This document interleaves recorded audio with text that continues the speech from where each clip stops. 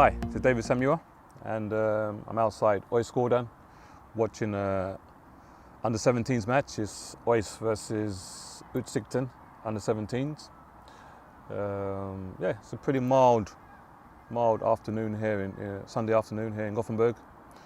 But it's great to be watching football, obviously, especially with all the professional matches being cancelled. So it's great to be out watching some football.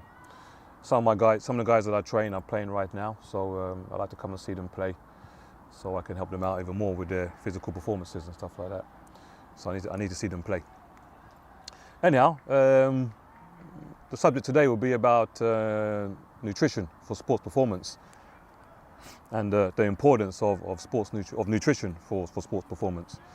It's a question I get asked quite regularly, and as you recall, it was one of the key elements I spoke about in an earlier video. I spoke about 5 key elements, the strength and conditioning, the mental training, the nutrition, the recovery, and obviously according to what sport you play, you must have a very good technique in that sport. In this case, let's say football. So 5 key elements. So nutrition was obviously one of them. That's a very important factor when it comes to sports performance, is nutrition. So I always, when I work out with my guys and girls, always make sure that I take a look at their nutrition to make sure that they're eating right and obviously getting the right nutrients into the body so they can obviously have optimal sports performance. So I mean, now when we talk about that, let's look at nutrition, for example. Let's look at nutrition. So we look at, just to make it not so long and boring, let's look at these key elements that we talk about. It's carbs, protein and fats, yeah? And to make it easy, we look at a 5-3-2 system. We talk about 50% of your intake, your nutrition intake should be carbs, 30% protein, 20% fat, essential fats. This is the model that is most recommended, and I see no reason really to deviate from that model. So when you look at carbs, let's look at carbs. So it must be a good source of carbs, so that you have obviously the energy to sustain your training and obviously sustain your recovery also, because nutrition is also linked to having a good recovery. So essential carbs, good carbs, that give you long-lasting energy. So we look at obviously the regular ones: pasta, potatoes, rice, bulgur, couscous, quinoa. These are really good sources of carbs. I always try to recommend having everything actually as organic as possible. Try to eat as eco as possible with everything you do. So I think that carbs shouldn't be. Try to also go with dark carbs. So for example, bread also is a good carb source. So dark bread rather than white bread. Full corn pasta, as we say in Sweden, full corn, but obviously we mean whole wheat in terms of English. Whole wheat pasta, whole wheat rice. So basically try to go with a carb source to make it a dark carb source. So when it comes to pasta, rice, bulgur, quinoa, bread, try to make sure that it's dark. It's a dark variant. When it comes to potatoes, I always recommend sweet potatoes because it's a natural source of sugar in it also.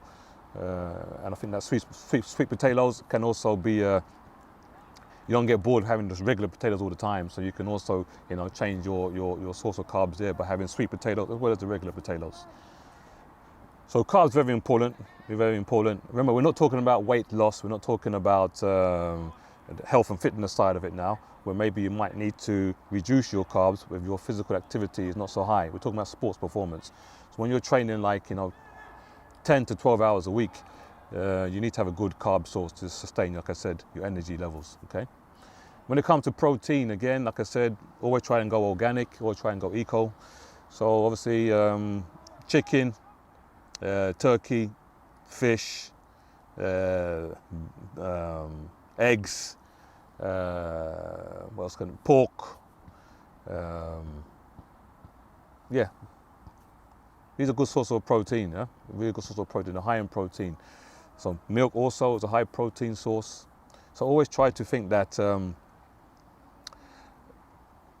when you weigh, for example, 80 kilos, you really want to double your protein intake. So we normally say 1.5 to 2 grams of protein per kilo body weight, and that's really for everybody.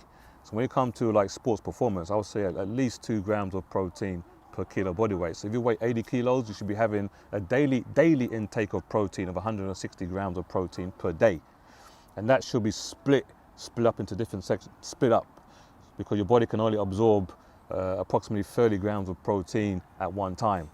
So for example, if you're going to have 160 grams of protein per day, try and split up into 5 or 6 segments during the course of the day. So let's say 30 grams at breakfast, then when you have your in-between meals, 30 grams, then you have lunch, 30 grams, then when you have your in-between meal between your lunch and your dinner, another 20 to 25 grams, then your dinner, 20 to 25 grams, and before you go to bed, another 20 to 25 grams. So you get the full amount of protein per day. And like I said, you've got different types of protein sources, not just with meat, it's also with beans.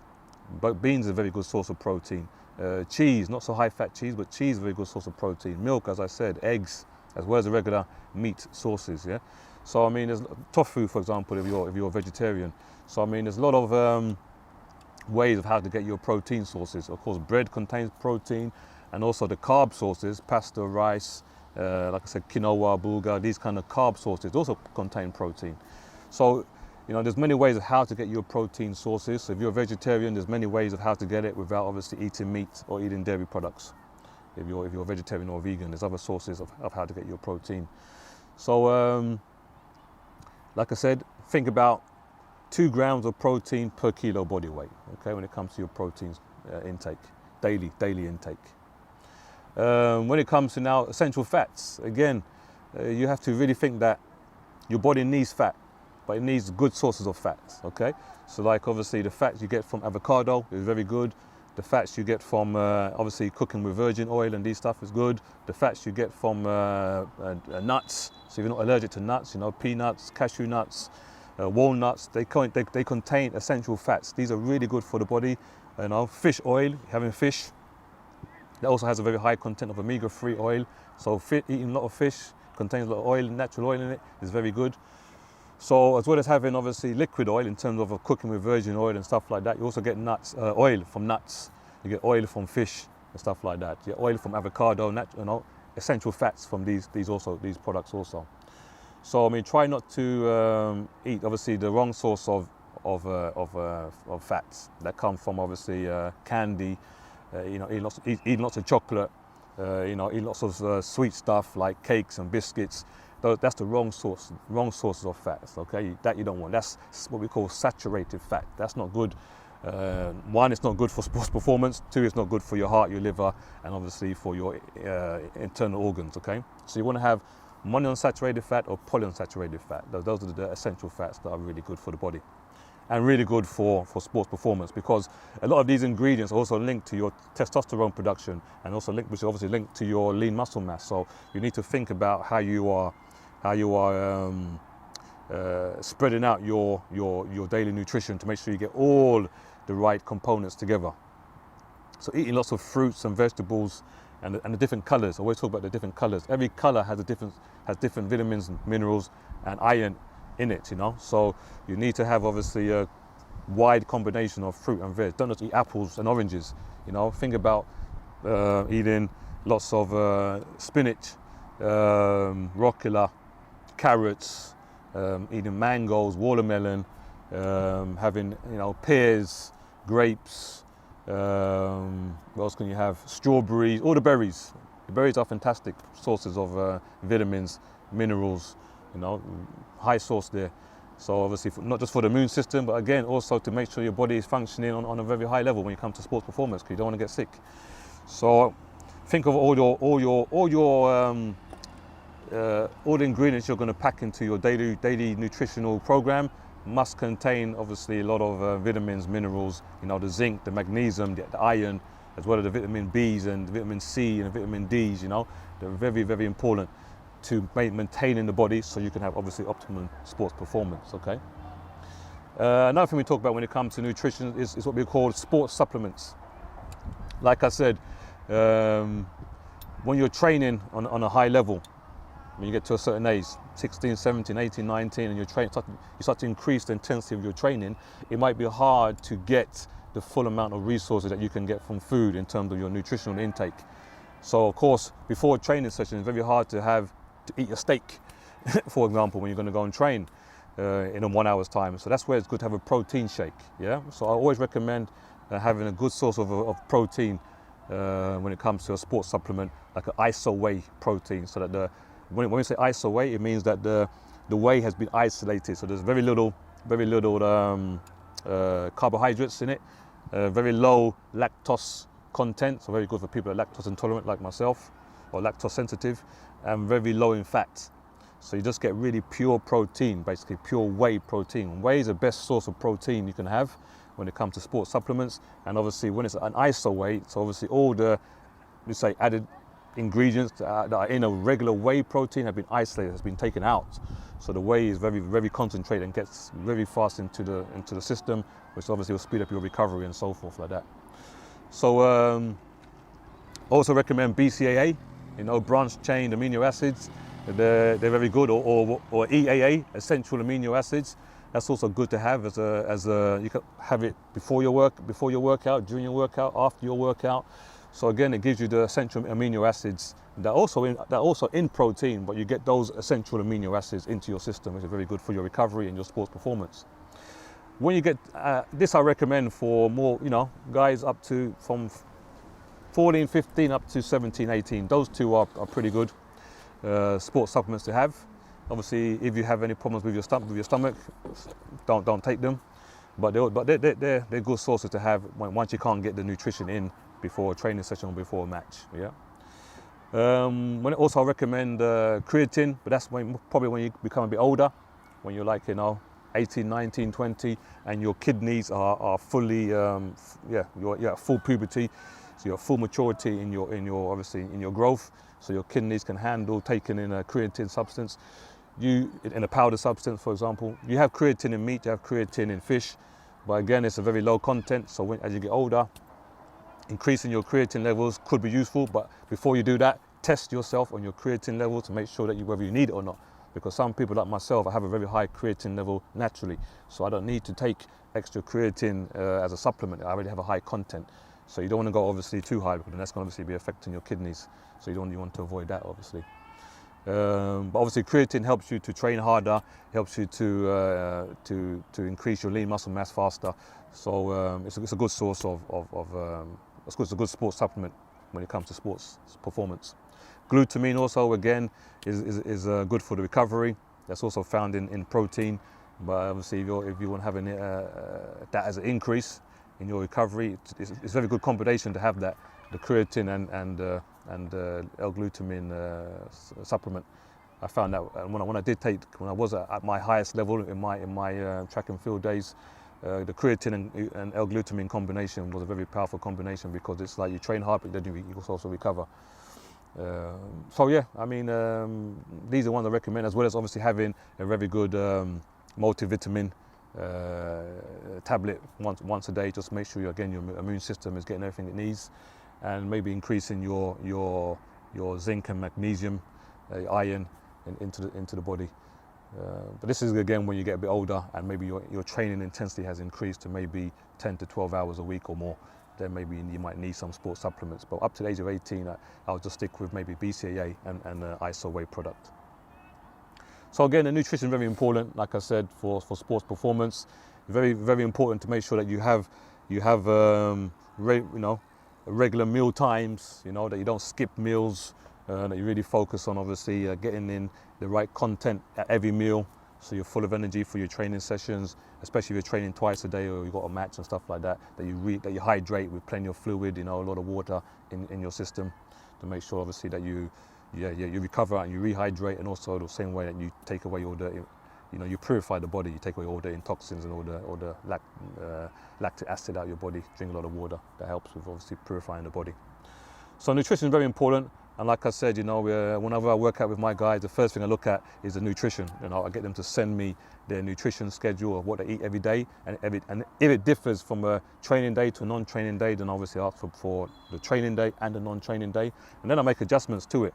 And obviously as we go along, we might need to, fine tune it to make sure that everything is going smoothly. So if you feel one day they're having not enough energy, we might need to increase the carbs, or they feel like, okay, they haven't recovered enough, okay, we might need to increase the protein intake and stuff like that.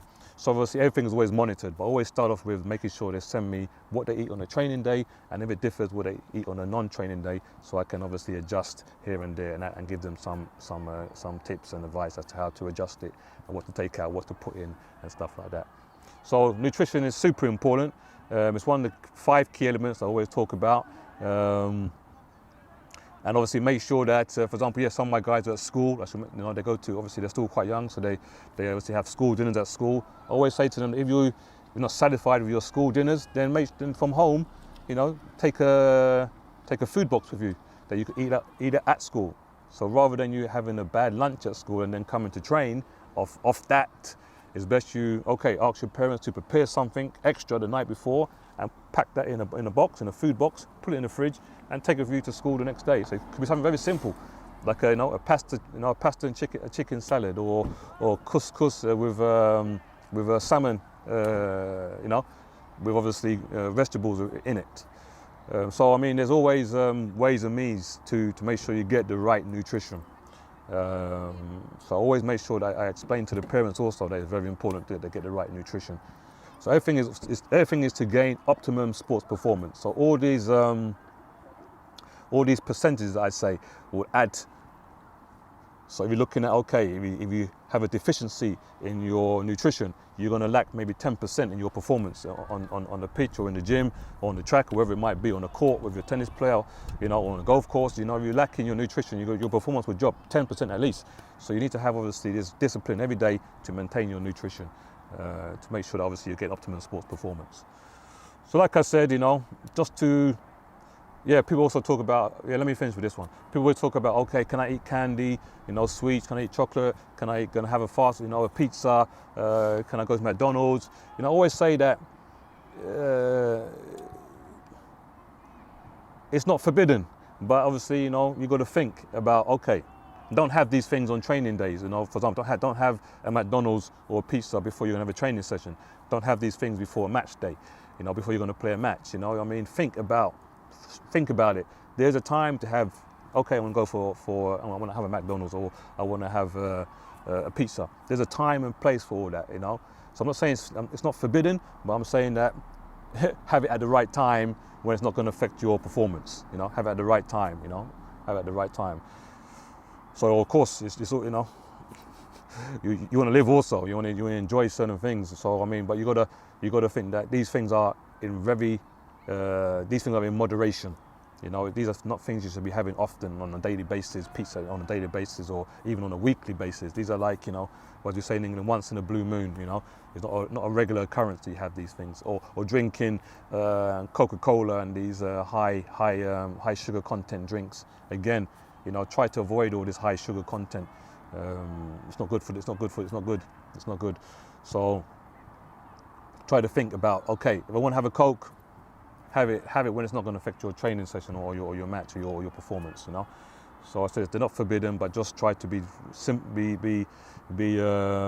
smart. Yeah, be smart. Use some common sense, and also have the discipline to structure your intake of maybe food that isn't so good for your sports performance. Think about when you're going to have it, and obviously don't have it on a regular basis. Yeah, don't have it on a regular basis. So I think that's enough for me on nutrition. Like I said, if you have any questions, or you wanna link up with me so I can help you out to increase your sports performance, my contacts will pop up at the end of this video.